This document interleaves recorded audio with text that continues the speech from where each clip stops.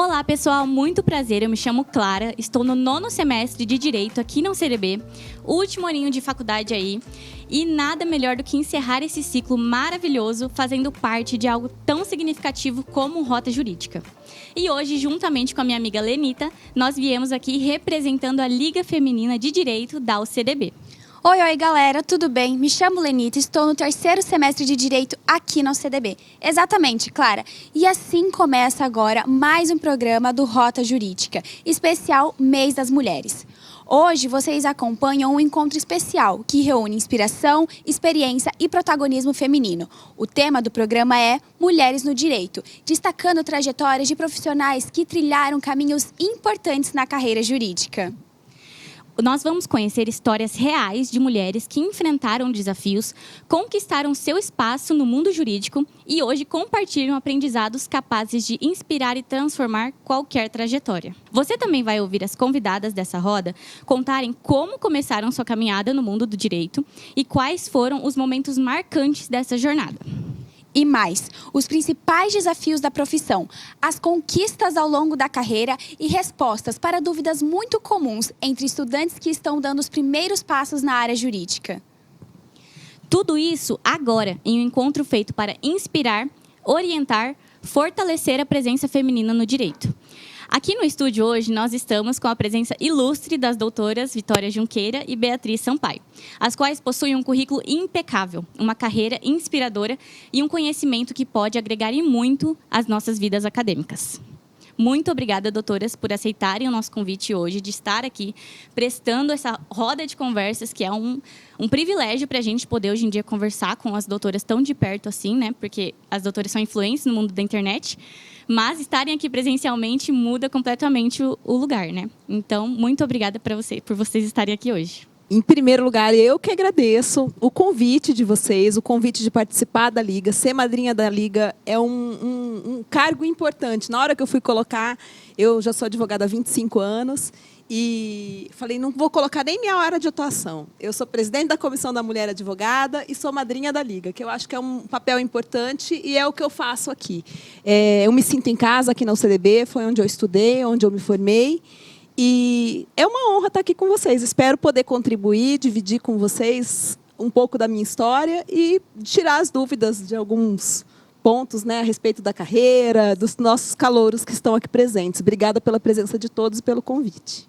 Olá, meninas. Obrigada. A satisfação é minha estar aqui. Eu que agradeço. E antes de começar a introduzir a minha fala, eu gostaria de dar um oi acalorado para essas pessoinhas que estão aqui.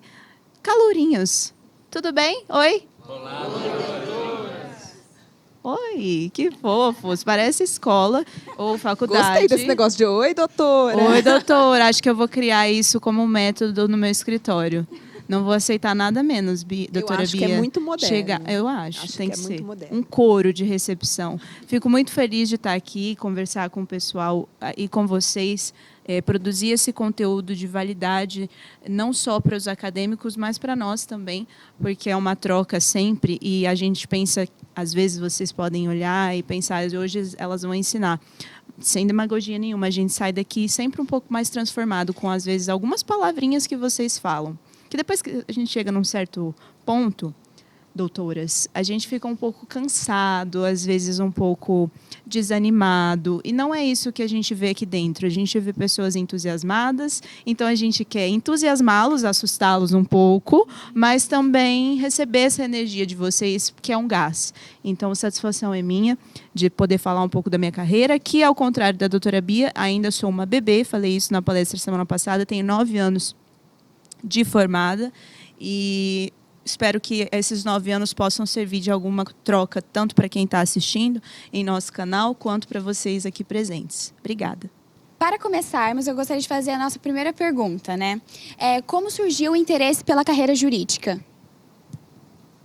Vai, doutora Bia, por favor. Gente, semana passada eu contei essa história.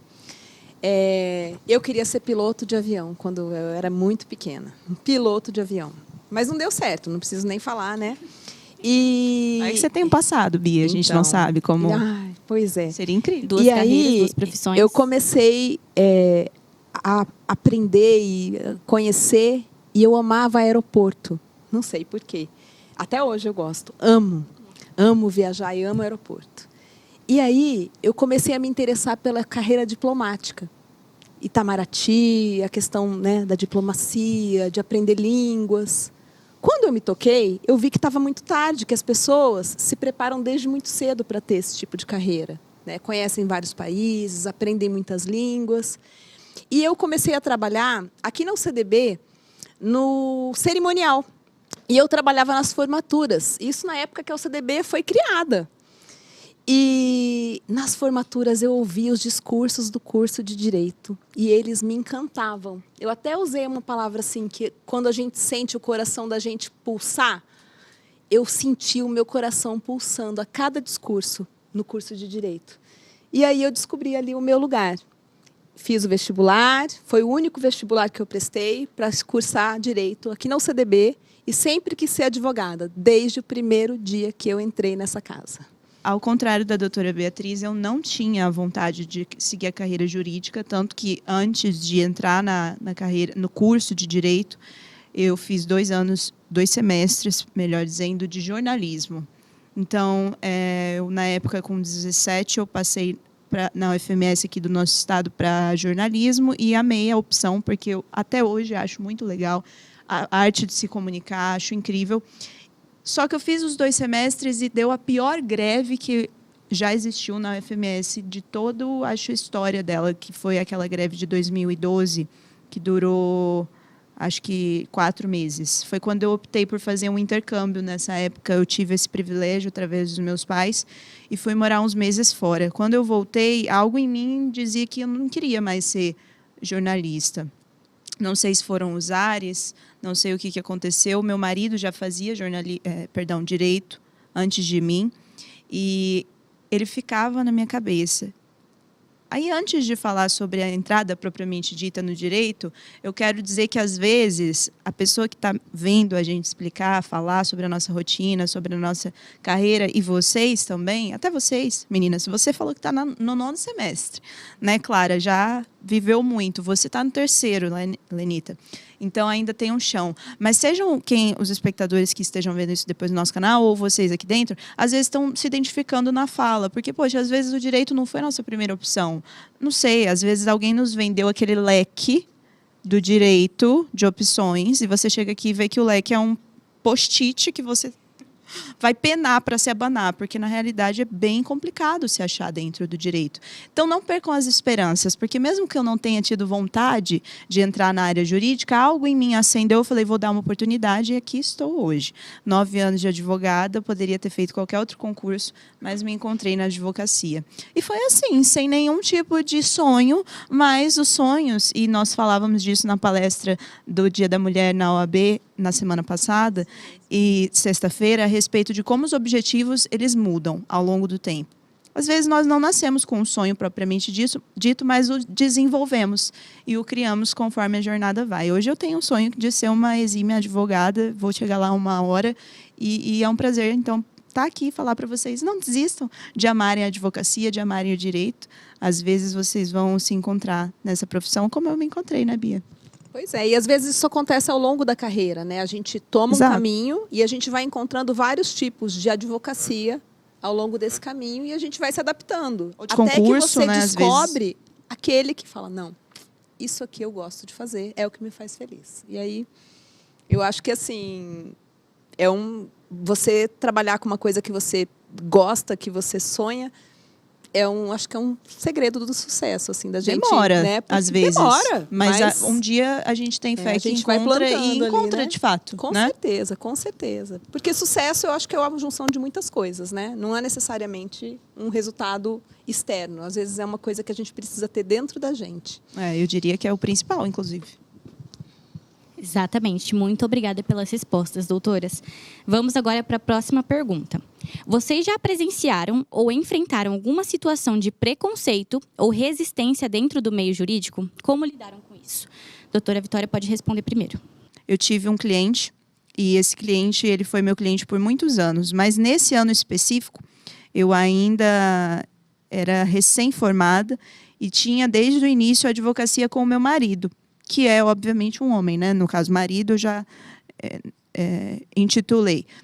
E esse homem, meu cliente, em uma reunião em que estava eu e meu marido, ele tirou uma dúvida, eu respondi: doutora Beatriz, isso aconteceu, tá? Não é invenção para supervalorizar a história. Quisera eu que fosse. Seria até mais interessante, seria melhor para os meus traumas e terapias semanais, mas não.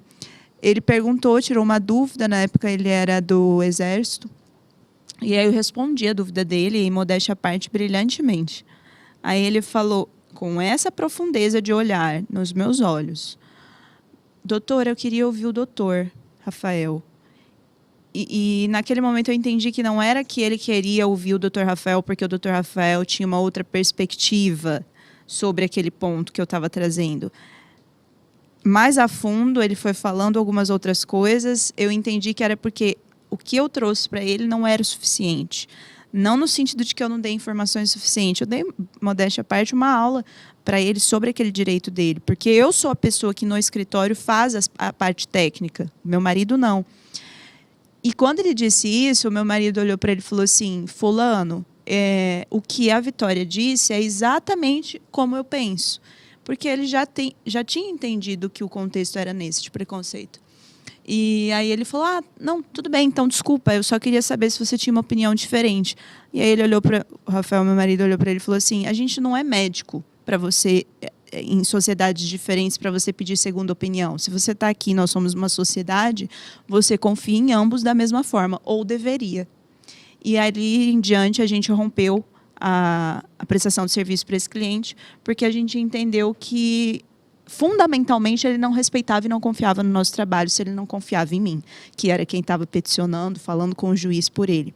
Esse foi uma microdose de um preconceito que em larga escala acontece todos os dias. Poderia dar outros exemplos em audiências, em corredores, quando a gente se encontra com os colegas, e até preconceitos que eu mesma já repliquei. Mas esse foi um fato que me marcou muito, porque foi no início da minha carreira e foi muito gritante o quanto ele não deu credibilidade ao que eu verdadeiramente sabia e fazia muito melhor do que o homem que estava do meu lado. Bom, como você já deu esse exemplo da questão, né, às vezes do cliente, do olhar, eu vou contar 3 pontos assim que aconteciam. Eu, quando comecei a advogar, logo que me formei, né, já que você começou pela idade, eu tenho 47 anos, e eu trabalhava numa grande empresa, numa empresa telefônica. E eu fazia muitas audiências, muitas. Aqui na cidade, no Procon, no interior, eu viajava bastante. E tinham muitas audiências presenciais. Há um tempo atrás, existiam muitas audiências presenciais. Muitas. E existia aquela mania de chegar uma advogada numa audiência e falar: nossa, ainda bem que a doutora entrou para enfeitar a nossa sala de audiências. Era um ambiente muito masculino. Era uma coisa pequena, era uma coisa que nem era ofensivo, mas que depois, quando a gente começa a olhar com aquela lente de gênero, que é uma coisa que as meninas já devem ter até ouvido sobre isso, talvez os meninos não, porque não compareçam tanto em eventos de mulheres e tudo, por isso que é importante a presença de vocês aqui. Você começa a colocar uma lente, você começa a entender aquele preconceito que ele não está escancarado na sua frente, que ele é sutil e que ele acontece. Anos depois, eu fui trabalhar num escritório de advocacia, já mãe. O meu filho com uma doença grave, tinha passado muitos anos em tratamento com ele em São Paulo, né, muitas cirurgias e tudo. Eu voltando a trabalhar, precisando trabalhar, cheia de conta para pagar e tudo mais. Eu me lembro de uma entrevista de emprego que eu fiz com um advogado, que ele falou assim para mim: o que você vai fazer se seu filho ficar doente? Você vai vir trabalhar? Aí eu falava, e eu precisava trabalhar. Eu falava, claro que eu venho. Mas e se seu filho precisar não sei o quê, não sei o quê, não sei o quê? E eu, naquele momento, eu tinha uma necessidade tão grande de recomeçar ali a minha carreira, começar a advogar de uma outra forma e tudo, que eu me lembro que eu concordei com tudo que ele me falou. Se ele falasse assim: você vai deixar seu filho lá fora, na rua, no carro, se você precisar, eu ia falar sim, porque eu precisava daquilo. Anos depois, a Bia, que eu me tornei, entendeu o que tinha acontecido naquela entrevista comigo, né? Entendeu o que eu tinha passado naquela entrevista. E que talvez um homem jamais passaria por uma pergunta como essa numa entrevista de emprego.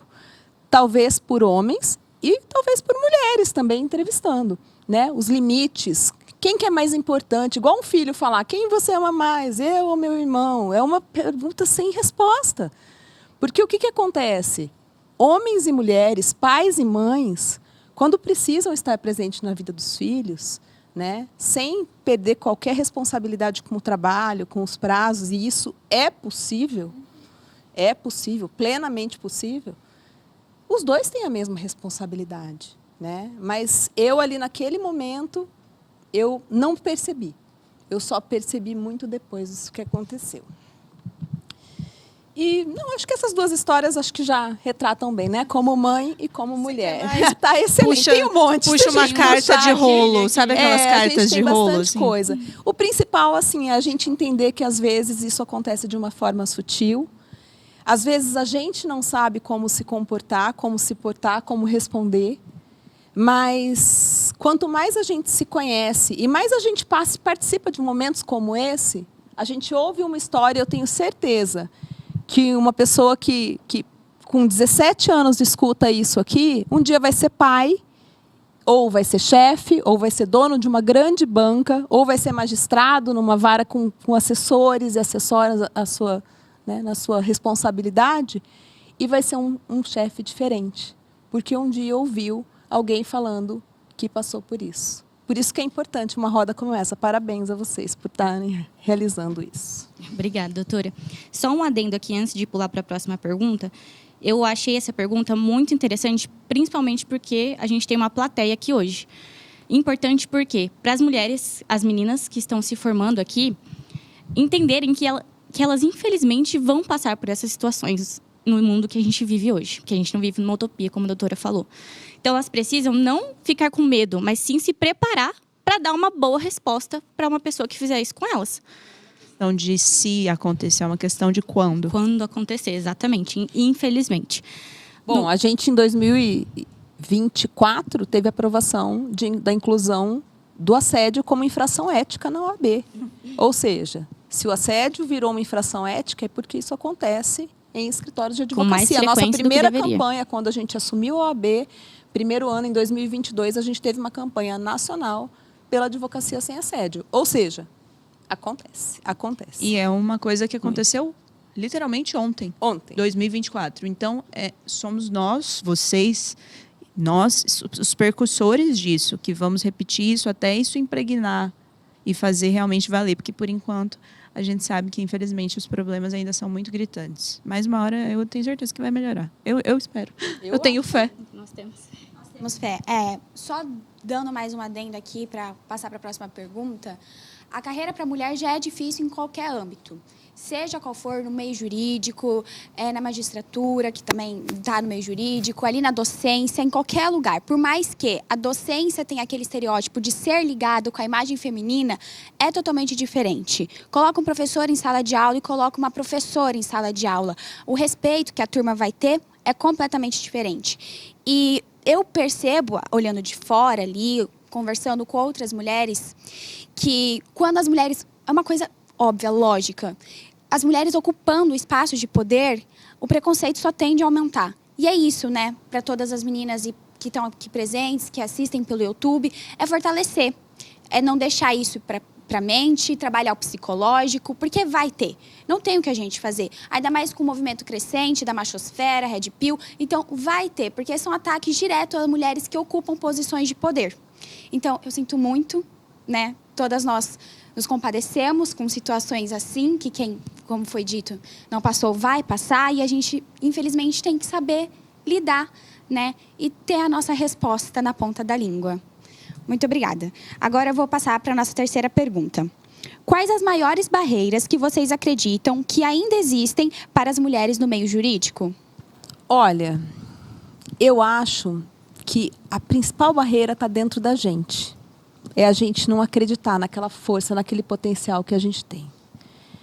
E na hora que a gente passa por isso, todos os preconceitos, todas essas possibilidades que podem vir do meio externo, elas reduzem um pouco a frequência.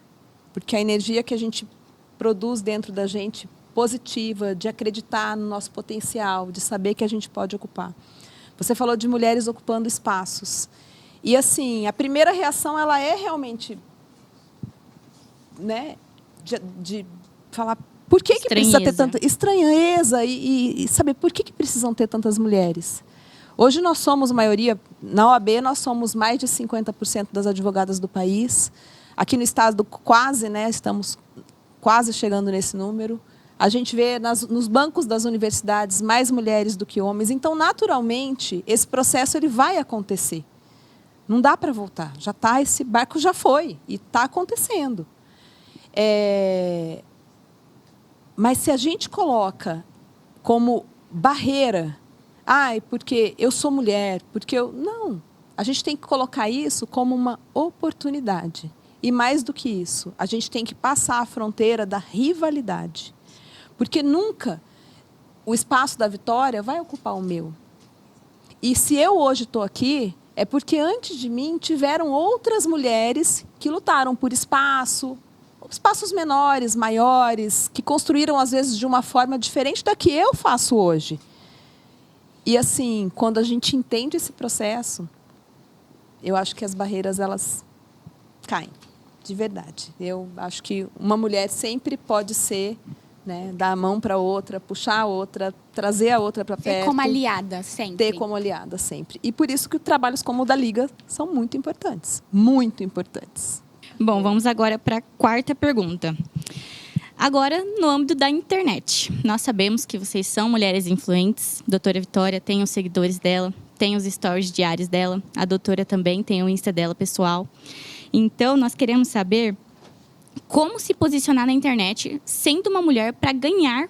Infelizmente, nós temos que ganhar um espaço por ser mulher. Então, como se posicionar na internet sendo mulher hoje em dia? Eu sou de uma geração que cresceu fora da internet. Então, a internet ela veio depois da minha advocacia. E até semana passada a gente teve esse evento do Dia da Mulher e a Vitória... falou sobre carreira, falou sobre internet, sobre posicionamento e falou sobre pessoas brilhantes que, às vezes, estão em casa ou apagadas da internet, enquanto pessoas com menos talento que você, não foi exatamente isso que você falou, estão à frente, ganhando seguidores e clientes. Eu, pessoalmente, hoje, na minha advocacia, eu não vejo muita diferença em estar na internet ou não, pelo tipo de advocacia que eu faço. Então, hoje, meu Instagram é basicamente familiar e institucional, porque eu tenho um trabalho importante na OAB, um trabalho que acaba impactando e participação de eventos como esse, que eu preciso levar e divulgar. Então, hoje, minha rede social é voltada institucional e pessoal. Então, a gente está sempre aprendendo. Seja qual for a nossa idade, tempo de carreira, a gente tem sempre a aprender. E, assim, eu já não tenho mais preconceito com a internet. Outro dia a gente teve um evento lá na Comissão da Mulher, a gente tenta trabalhar muitas orientações a respeito disso para as mulheres. E a gente falou sobre posicionamento. E o que mais foi falado, e a gente chegou à conclusão lá nesse nosso encontro, foi uma roda de conversas também, foi que a gente precisa ter autenticidade naquilo que a gente faz. Não criar um personagem que existe ali, principalmente por causa do que a gente faz, né? Na nossa área, direito. Né? Porque em outras áreas talvez até funcione essa questão do personagem e tudo mais. Mas a questão da sua autenticidade. E, assim, é um desafio que eu vou tentar colocar no meu 2026. Né? Eu incluir na minha vida, na minha carreira, de alguma forma, como conteúdo jurídico, aprender com a doutora Vitória, que é conselheira comigo lá na OAB, e, assim, tentar me posicionar de uma outra forma, profissionalmente, sem atingir, né, o meu dia a dia com os meus clientes, que esses eu mantenho da forma como está, que é como funciona hoje para mim. Qual é a área mesmo que a senhora atua para os calourinhos descobrirem? Eu trabalho com direito empresarial, com consultivo, societário, fusões e aquisições. Então, é uma coisa Cheguei bem a arrepiar. específica. É muito específico, assim, então acaba... Né? Mas, assim, né? Sempre tem alguém que quer ouvir aquilo que você fala, que precisa aprender sobre o que você fala, que nunca ouviu falar de uma determinada área de atuação. Se existe essa área, né, é porque as pessoas precisam. Então, o cliente vai Você ter. vê. Então. Vai ter sempre quem É, e quer que não escutar. necessariamente a rede social existe para você captar clientes, não é esse, às vezes, o foco, né? Mas, assim, outros advogados, ampliar e fortalecer uma área de atuação, isso é muito importante. Então, eu vejo sem nenhum preconceito a atuação nas redes sociais, eu acho que elas são importantes, não tenho nenhum preconceito de verdade, de coração, mas ainda não está no meu universo, assim, na minha... Estará, cena dos próximos capítulos. Convivendo com a doutora Vitória, vai estar mesmo. Vai ter opção. Vai ser forçado. Pode responder, doutora. Antes de responder, eu queria saber, quem de vocês está nas redes sociais? Levanta a mão. Vamos fazer um take, produção? Quem de vocês está nas redes sociais? Levanta a mão.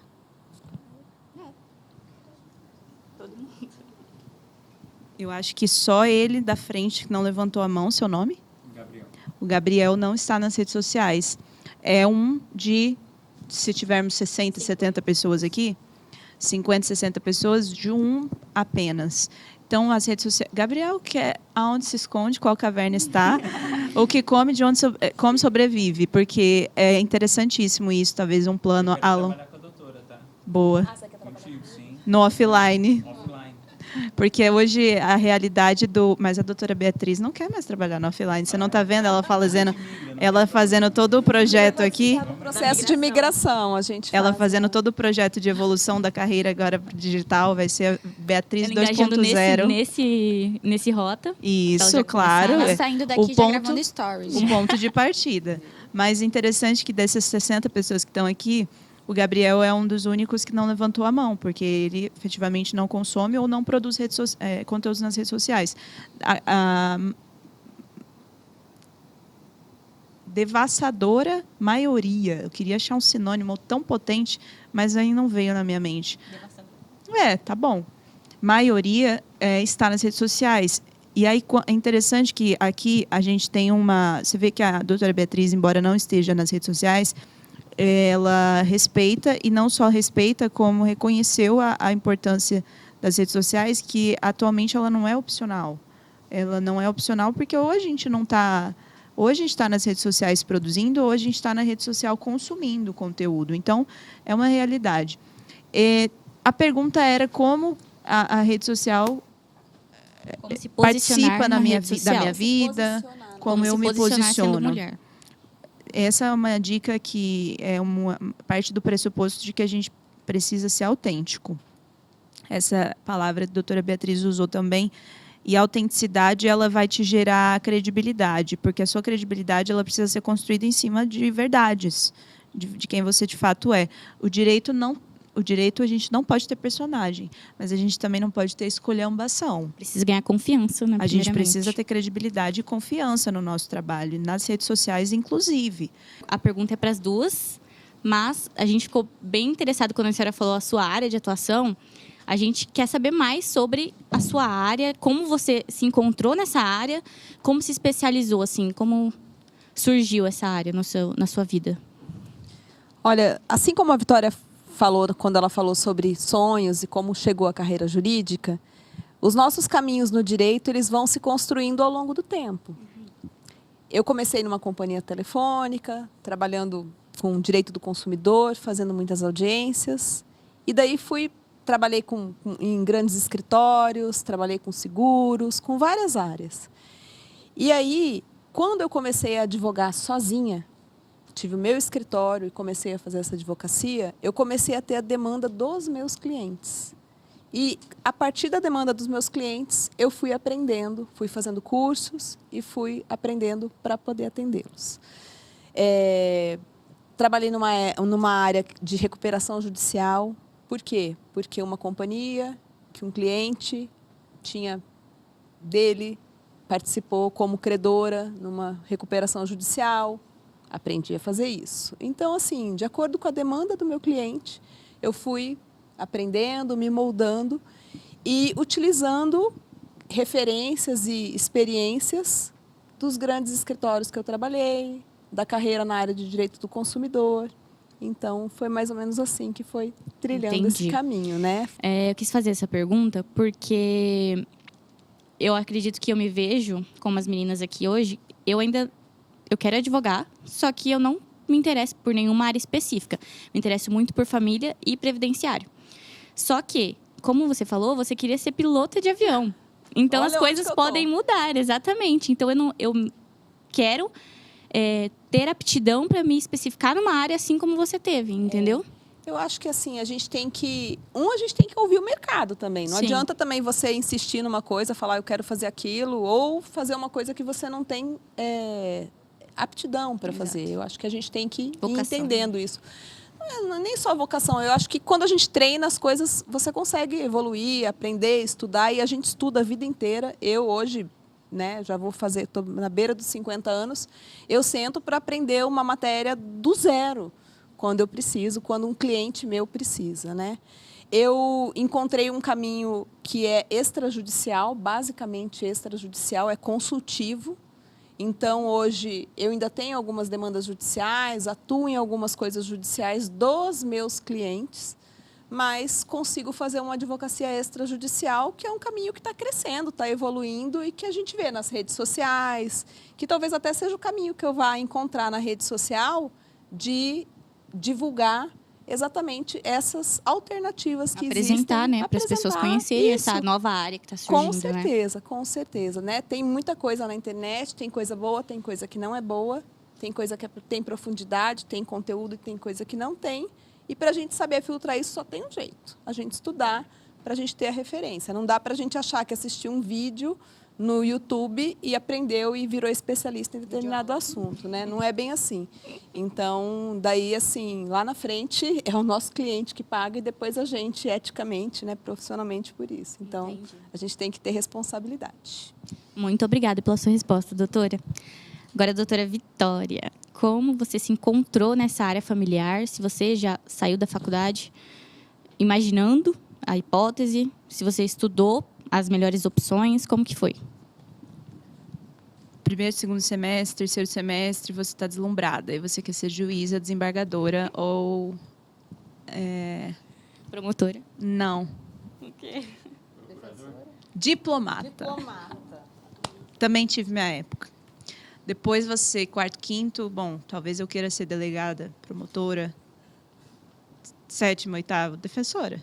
Não que exista uma hierarquia entre essas profissões, nada disso. É porque sabe-se que a gente vem com sonhos altos e depois esses sonhos vão se moldando. E as carreiras são igualmente, todas as carreiras que eu citei são igualmente importantes, mas a gente vai transformando essa realidade até que a gente chega no 9º e no 10º e fala, tá, se eu passar sem cair de grade, se eu não pegar DP, Se eu passar na OAB, tá na bom. OAB, depois a gente verifica o que vai dar. E como eu saí da faculdade nessa pegada, sem mentira nenhuma, porque a gente precisa trabalhar com realidades. Sim. E sem também romantização. Daí, quando eu saí da faculdade, eu falei, eu ainda estava na época da delegacia, sabe? Eu acho que eu tinha vocação para isso, eu tinha aptidão. Até hoje eu tenho vontade de ser delegada. Sinceramente, eu seria. Se não fosse advogada, eu seria delegada.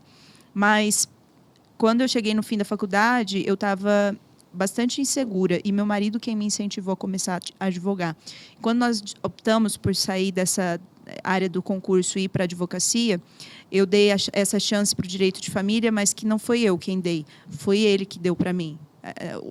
O direito de família que deu essa oportunidade para eu mostrar que eu tinha competência para fazer mais do que resolver conflitos jurídicos. Aliás, às vezes nunca é conflito jurídico, às vezes é um conflito pessoal. E eu vi que eu tinha essa aptidão quase que psicológica, psicológica, quando eu lembrei do meu primeiro estágio. Meu primeiro estágio na Defensoria Pública do Estado foi com um defensor de família fazendo exatamente o que eu faço hoje, que são petições iniciais no âmbito de família e sucessões. Petições iniciais de divórcio, de guarda, ou seja, sofrendo. Sofrendo muito, levando um monte de bordoada na cara dos clientes, do juiz, da outra parte, do advogado da outra parte, porque o direito de família é assim. E quase nenhum dos problemas é técnico, são problemas pessoais e psicológicos das partes. Foi assim que eu me encontrei, sabia? Eu percebi que eu acho que eu gosto do rolo da confusão, eu gosto de estar no meio do rolo da confusão, sem muitas limitações técnicas. É claro que a gente tem limitações éticas e legislativas, pelo amor de Deus, não é isso que eu estou falando, mas a gente tem mais caráter humanitário do que qualquer outro. Então, eu vi que eu tinha essa abordagem, essa facilidade, mas o que vocês... Só para finalizar, tá? Em relação ao que vocês podem até utilizar para a vida de vocês.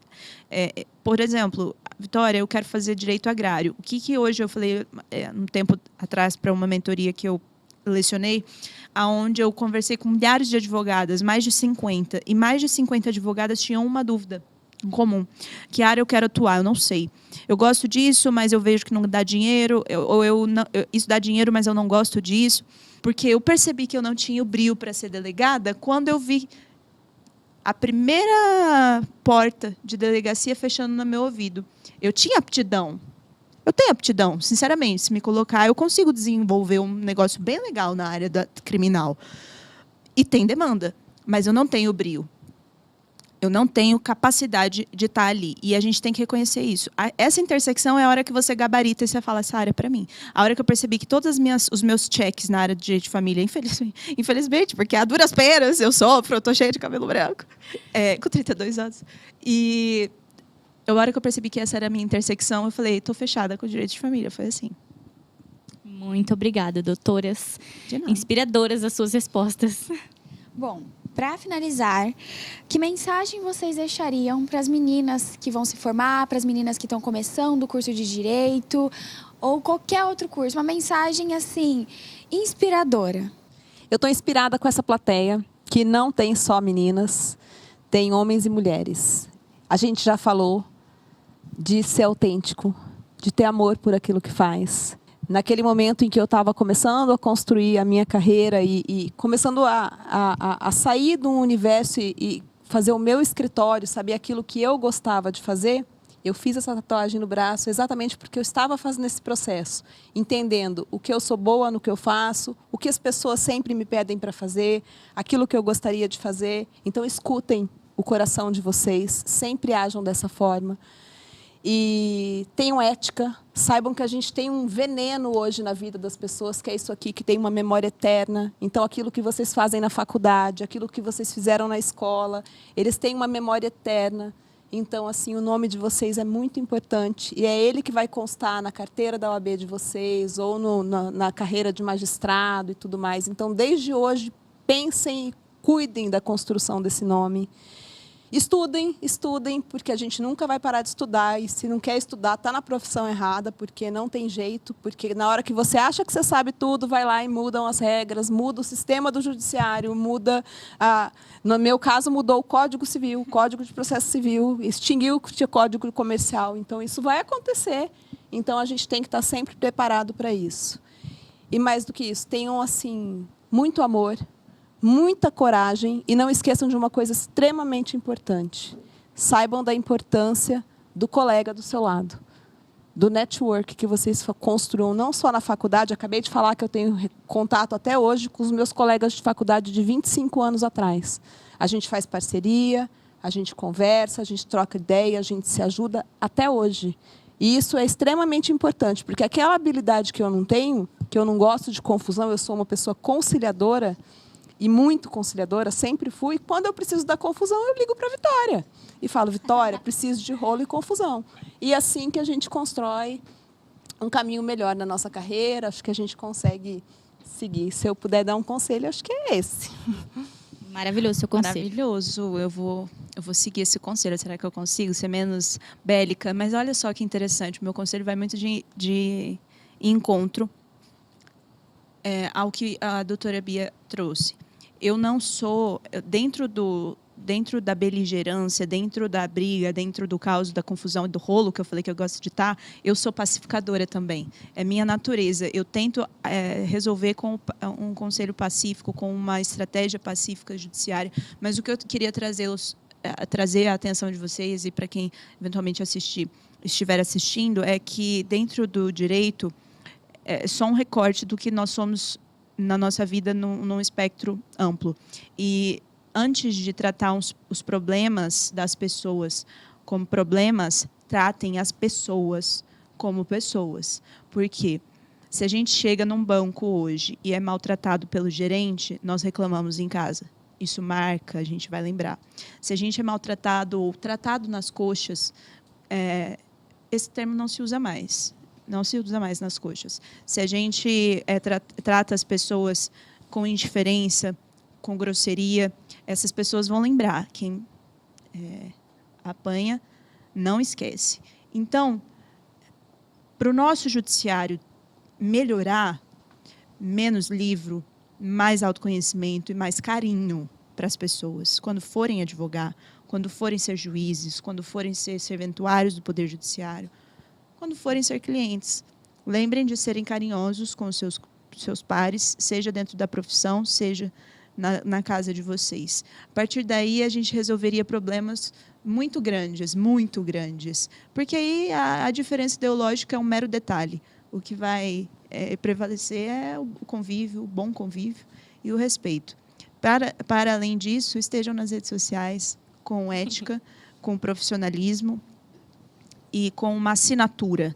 A assinatura de vocês pode ser original, deve ser original e tem que captar as pessoas, tem que fazer as pessoas se apaixonar por você, ou no mínimo te respeitar. Porque as pessoas que batem contra mim, elas podem dizer o que for, mas elas me respeitam, porque eu as respeito também.